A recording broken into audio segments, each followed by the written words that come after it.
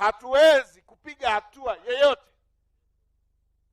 kama nchi yetu haina amani, utulivu na mshikamano.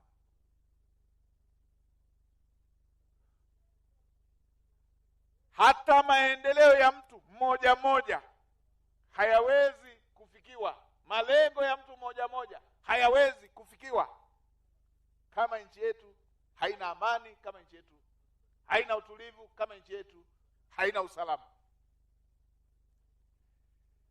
Na mnufaika wa kwanza wa usalama ni kila Mtanzania katika eneo lake pale alipo. Mnufaika wa amani ya Serengeti ni mwana Serengeti mwenyewe. Yaani amani ikivunjika Serengeti hapa, waathirika wa kwanza ni wana Serengeti wenyewe. Aliyeko kule Iramba, yeye ataendelea na maisha yake. Aliyeko nje ya nchi, yeye ataendelea na maisha yake. Ninyi hapa mkivurugana, waathirika wa kwanza ni ninyi wenyewe hapa.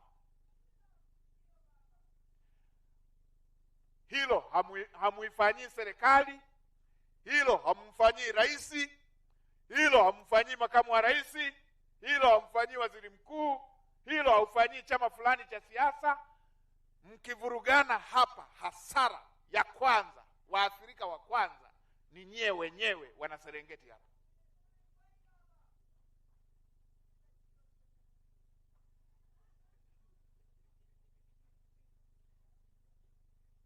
Niliona nilisisitize hilo ili kila Mtanzania atimize wajibu wake wa ulinzi wa nchi yetu.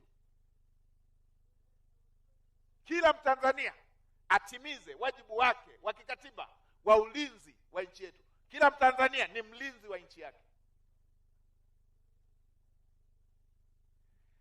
Hawa wanaotufundisha uovu, na wengi wao wako nje ya nchi, hawana nia njema na sisi, wala hawana nia njema na nchi yetu. Kila Mtanzania afumbue macho.